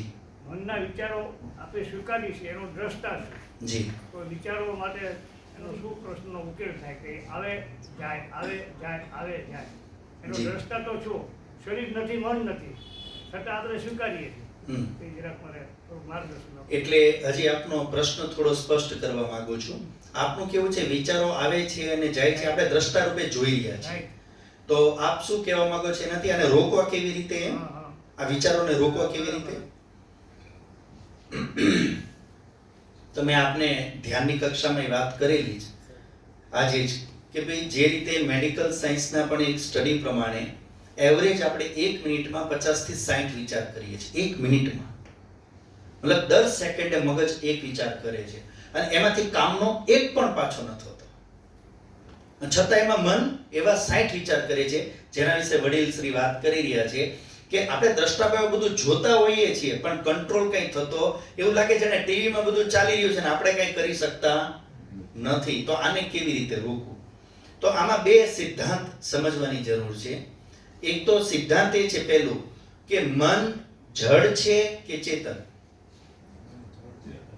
મન જડ છે કે શરીર જડ છે કે ચેતન? શરીર જડ. તો મને જડ છે કે ચેતન? જડ છે. મન જડ છે. જડને કોને કહેવાય? કે જે સ્વયં કંઈ કરી શકે નહીં. પણ લાગે છે કેવું? મન જાણે જાતે જ કરે છે. લાગે છે એવું કે મન જાણે જાતે જ કરે છે. તો ખાલી આપની સમજ માટે મન વિચારો નથી કરી રહ્યું. આત્માની પ્રેરણાથી મનમાં વિચારો ચાલી રહ્યા છે. આત્માની પ્રેરણાથી, આપણી પ્રેરણાથી. કેમ કે આપણો એક સ્વભાવ બની ગયો વર્ષોથી. એ રીતે આપણને વિચાર કરતા કોઈએ શીખવાડ્યું નહીં અથવા આપણે શીખ્યા નહીં, આપણી પાસે વિદ્યા હતી નહીં, એટલે આપણે જેમ ફાવે મનને ચલાવવા માંડ્યા. તો એ એક આપણો અભ્યાસ બની ગયો. એટલે પહેલી વસ્તુ તો એ સમજવાનું છે કે મન તો જડ છે, એ જાતે કોઈ વિચાર લાવતું નથી. આપણી જ પ્રેરણાથી એમાં વિચારો ચાલી રહે. ટીવીમાં ચેનલ ઉપર ચેનલ તો બદલાઈ રહી છે. એ બદલાય ટીવીમાં રહે છે, પણ બદલશે કોણ? સામેવાળો જ. એ મન તો કેવળ ટીવી છે, એની અંદર ચેનલો જુદી જુદી ચાલ્યા કરે, પણ ચલાવનારા તો કોણ છીએ? આપણે. હવે એક નાનું છોકરું રિમોટ લઈને બેસી ગયું હોય અને દબતું જાય, એને જોવું છે કાર્ટૂન, પણ હાથમાં રિમોટ લઈને એ બેસી ગયું અને ચેનલ બદલાઈ ગયું, મૈડું રોવા, મારે કાર્ટૂન જોવું, દબાવતો જાય, બીજું બધું આવતું જાય. એને શું લાગે છે? એને બદલ્યું કે ટીવીએ બદલ્યું? એ છોકરાને શું લાગે છે? ટીવીમાંથી કાર્ટૂન વયું ગયું એવું લાગે છે કે એને બદલ્યું એવું લાગે છે? એને એવું લાગે છે ટીવીમાં થઈ ગયું, પણ ટીવીમાંથી ગયું ક્યાંથી? એને ભૂલમાં જે રિમોટ દબાવ્યું એનાથી, પણ એને ખબર નથી કે રિમોટ મેં જ દબાવ્યું છે. તો આ અજ્ઞાનતા આપણી અંદર પણ છે કે મારું મન તો જડ છે, હું જેને ભગાવું છું, પણ મને પાછું હું થાય ખબર પણ નથી હું એને કેવી રીતે ભગાવી રહ્યો છું. બીજો જે આપણો મૂળ પ્રશ્ન છે, તો આને રોકવું કેવી રીતે? તો એ માટે જ આપણે જે અષ્ટાંગ યોગ પદ્ધતિ ધ્યાનનું આખું સેશન હતું, એ એના માટે હતું કે વ્યવહારની અંદર યમનું પાલન કરીએ, કોઈ સાથે વેરવાળો વ્યવહાર ન રહે, નિયમનું પાલન કરીએ. જે મેં કીધું આપણા વ્યક્તિગત આસન, પ્રાણાયામ, પ્રત્યાહાર, ધારણા અને ધ્યાન, આ રોજની જો પ્રેક્ટિસ કરશું તો મન શું થશે? ધીમે ધીમે આપણું કંટ્રોલમાં આવવા માંડશે, અને પછી જરૂરી હશે એ જ વિચાર આપણે રાખશું, અનનેસેસરી વિચારોને આપણે રોકી શકશું અને આવશે પણ નહીં. જે વ્યક્તિ યોગાભ્યાસ કરે, આ અનુભવ કરવાની વસ્તુ છે. જો આપણને યોગાભ્યાસનો આદત પડી ગઈ હોય અને રોજ 25 મિનિટ, ખાલી 25 મિનિટ જો આપણે ધ્યાનનો અભ્યાસ થઈ જાય તો મન એટલું બધું નિયંત્રણમાં આવવા મળશે, આપણે આખું એનાલિસિસ કરી શકશું, કયા વિચારને રાખવો, કયા વિચારને હટાવી દેવો, કયા વિચારને સોલ્વ કરવો, કયા વિચાર ઉપર એક્શન લેવી. આ આપણે ખૂબ સરસ અંદર ડિસિઝન લઈ શકીએ છીએ.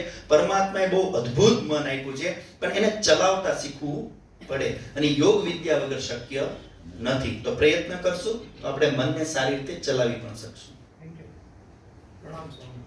જી, આપણે વાત કરી કે આપણી અંદર અજ્ઞાન હટાવવા માટે જે ઉપાય છે કે આપણા દુર્ગુણ જે કોઈ આપણને કોઈ કહે જી, તો એનાથી આપણા દુર્ગુણો દૂર થતા હોય છે. એમના માટે એક ઉપાય તો કહેનાર વ્યક્તિની અંદર શું ભરેલું છે, કહેનાર વ્યક્તિની પાત્રતા શું છે, કહેનાર વ્યક્તિ કોણ છે, એના ઉપર કેવું ડિપેન્ડ રહે? જી, મેં એના વિશે પણ થોડીક આપને ત્યારે હિન્ટ આપી હતી કે ઘણીવાર કહેનાર વ્યક્તિનો શું થાય કે કહેવાની રીત બરાબર ન હોય, એટલે આપણને શું થાય, એ કે છે વાત કરતા વધારે એની રીત ઉપર ધ્યાન વયું જાય, એને જે સ્ટાઇલમાં આપણને કીધું હોય. ઘણીવાર શું થાય, ઘણી વ્યક્તિમાં કહેવાની ભાવના સારી હોય, પણ એને શું થયું હોય, એવી જગ્યાએ વાત કરી દીધી હોય જે આપણાથી સહન થાય નહીં. અને ઘણીવાર એવું પણ થાય કે કેનારે સાચું કીધું હોય અને એ કઈ આપણને બાળવાય માંગતો હોય કે તને મેં પકડ્યો છે, જો તારી ભૂલ આ છે એટલે હું તમારી સામે હું રહું, મોટો રહી શકું. એટલે આની અંદર એ સમજવાનું છે, એ સામેવાળો કયા ઇન્ટેન્સથી આપણને કહી રહ્યો છે એ આપણા માટે બહુ મહત્વનું નથી અત્યારે, પણ એ જે કહી રહ્યો છે એ સાચું છે કે નહીં, આપણે એટલા ઉપર કેન્દ્રિત રહીએ. એ જે આપણને કહી રહ્યો છે એ વાત સાચી છે કે ખોટી. જેમ કે માનો કરિયાણા દુકાનનું ઉદાહરણ, તમારે લેવી છે પ્યોર ઓર્ગેનિક ખાંડ, તમે કરિયાણા વાળાની દુકાને ગયા અને તમે એની દુકાનેથી ખાંડ લાવવાના છો, એ તમને ખાંડ આપી રહ્યો છે. હવે એ શરાબી હોય, માંસાહારી હોય કે વ્યભિચારી હોય, તમને ખાંડ આપે તમે લેશો જ નહીં. તમે એમ કહેશો ભાઈ તું માંસ ખાસ, તું મને ખાંડ ન આપતો, તમે શું કર્યું? તમારા કામનું તમે લઈ લીધું, ખાતો હોય. પણ હા, હવે તમારા ખાંડ ને ઈંડા ને બધું ભેગું રાખતો હોય ને એમાં તમને ખાંડ આપે તો નો હોય, લઈ લે તારી ખાંડ પાછી. તો એ જોવાનું છે કે સામેવાળો જો આપણે હાનિ કરવાની ભાવનાથી આપણી ભૂલ દેખાડતો હોય તો એનું અલગ રિએક્શન આપણે દઈ શકીએ, પણ આપણી હાનિ કરવાની ભાવના ન દેખાડતો, પણ એની સ્ટાઇલ એવી છે, સ્વભાવ એવો છે કે રીત નથી આવડતી અથવા ના સમજ છે, તો ત્યાં આપણે ખાલી એની વાત કેટલી સાચી છે આપણા કામની એટલી લઈ બાકીની વસ્તુને ઇગ્નોર કરી દેવાય. અથવા આપણે એને પ્રેમથી કહી પણ શકીએ કે વાત તો તારી સાચી છે, પણ દોસ્ત થોડી રીત જો સારી હોય તો ઓર સારું લાગે. આપણે એને પ્રેમથી એવું થોડું સમજાવી શકીએ. બીજું કોઈ?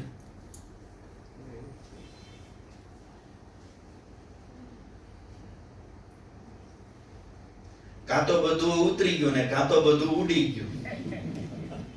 હે હાજી જ્ઞાન એટલે કે શિક્ષા જી. કેળવણી જી. છે. એના માટે આધ્યાત્મિક પ્રેરણા હોવી જરૂરી છે કે જ્ઞાન શિક્ષણ મળ્યા પછી આધ્યાત્મિક પ્રેરણા મળે? આધ્યાત્મિક પ્રેરણા એટલે આપનું કેવું છે કે જ્ઞાન અને શિક્ષામાંથી આધ્યાત્મિક પ્રેરણા મળે? એ આધ્યાત્મિક પ્રેરણા હોય તો જ્ઞાન શિક્ષણ. એટલે આપ જ્ઞાન શિક્ષાથી ભૌતિક વસ્તુને કહેવા માંગો, ભૌતિક જ્ઞાનને કહેવા માંગો છો કે જ્ઞાન એટલે જીવન ઉપયોગી આ સંસ્કાર. સંસ્કાર? ઠીક છે. એટલે આમ તો આપનો પ્રશ્ન જે છે જવાબ એ આપના પ્રશ્નમાં જ આવી રહ્યો છે કે જ્ઞાન શિક્ષા જે જીવન ઉપયોગી છે, શિક્ષા એટલે કેવું? સારા સંસ્કારોનું નિર્માણ, સારા વિચારોનું નિર્માણ, સારા આચરણનું નિર્માણ, આને શિક્ષા કહેવાય. કોઈ વ્યક્તિનું જો આચરણ ખૂબ સુંદર છે, એના વિચારો ખૂબ સુંદર છે, તો એનો મતલબ એના સંસ્કારો સારા છે. અને સારા સંસ્કાર શિક્ષા વગર ક્યારેય બને નહીં. તો પહેલી વસ્તુ જે સ્ટાર્ટિંગ કહું છું આપને, ફર્સ્ટ ક્યાંથી સ્ટાર્ટ થાય પ્રોસેસ? કોઈ પણ વ્યક્તિનો જન્મ થાય એટલે એની પાસે એના પાછળના જન્મના સંસ્કાર તો હોય જ, પણ એ સંસ્કારની સાથે વર્તમાન જીવનમાં એને નાનપણથી જે ઉંમરે જે શિક્ષા દેવાની હોય એ આપણે દેતા જઈએ તો એ જ્ઞાનવાન બનતો જાય. એટલે વ્યક્તિ જ્ઞાનવાન, આચરણવાન, ધર્માત્મા કે આધ્યાત્મિક શિક્ષાથી જ બને. એટલે શિક્ષા મૂળ છે.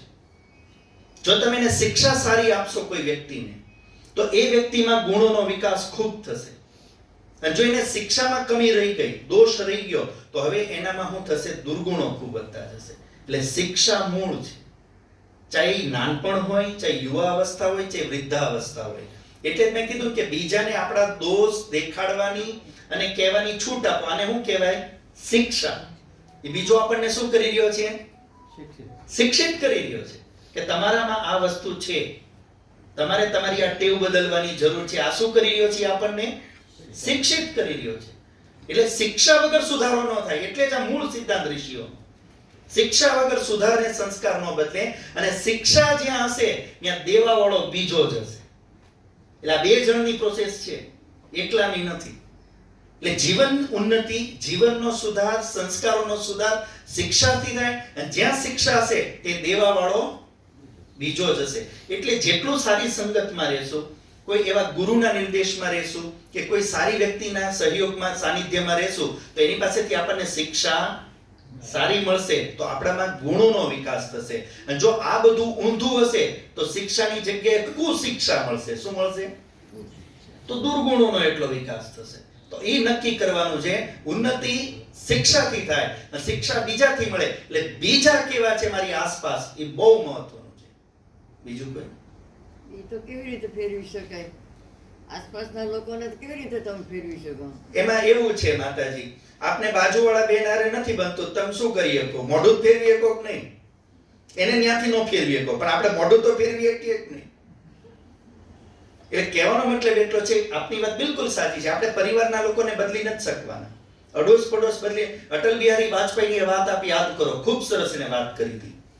જે વખતે પાકિસ્તાન કારગિલ યુદ્ધ કર્યું અને એ વખતે વિપક્ષે એમ કીધું હતું તમે જવાબ બરાબર આપ્યો નથી, તમારે ઘૂસીને મારવાના હતા, તમે ડરપોક છો. ઇન્દિરા ગાંધીએ કરીને દેખાડ્યું હતું. વાજપેયીજી બહુ સરસ વાત કરી.